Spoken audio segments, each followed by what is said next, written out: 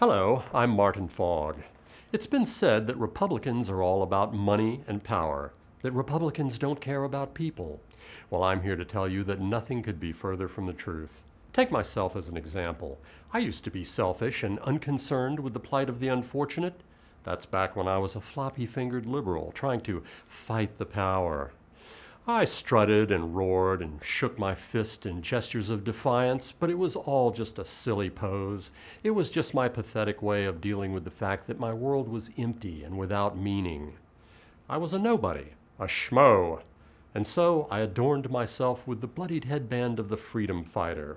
Why be a loser when you can just jump up and down, babble a bunch of BS, and suddenly you're a savior of the oppressed? It was all so romantic, but alas, it was all a lie. I cared only for my own personal glorification. But since becoming a Republican, I've learned the true meaning of the words duty and compassion. I've come to appreciate the value of sacrifice and the enrichment of the soul that comes only through giving. I've learned what our rich and powerful fathers have learned, that money is just a byproduct of the purification of the soul. And it's that purity that makes us Republicans special, not the money. I'm sorry, I thought I had this thing turned off. I've got to take this, it's probably important. Hello, Fogg speaking. Mr. President, yes sir, hello. Yes, how are you, sir? Oh, very well, very well. How's the First Lady? Did she get that scaly thing off of her foot?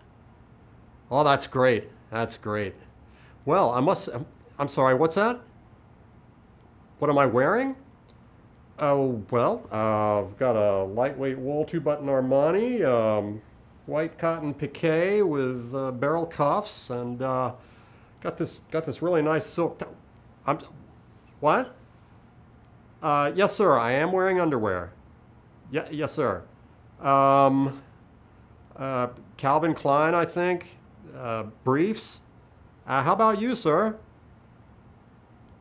Boxers. Uh-huh. Free range. That's funny. Oh, yes, sir. Okay. Yes, all right. Yes, sir. Power to the people.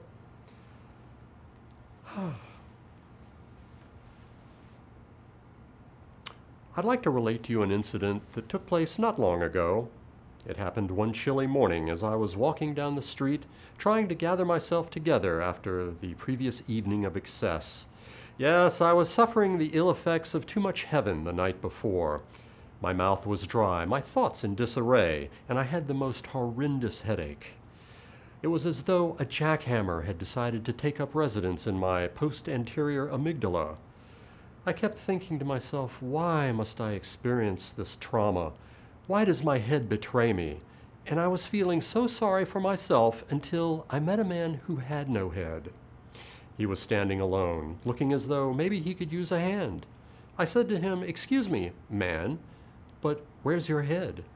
Maybe I can help." Well, of course, not having a head, he couldn't respond, but I think you see my point. Even in the simplest act of giving, we all gain something. I'd like to end this Fog Alert with the words of the esteemed Indian poet and educator, Dr. Rashid Hamanza Howzababy, who said, "Ooby flooby blooby dooby, babba wabba zuba, flabba dabba dooba, blabba dooby." Power to the people.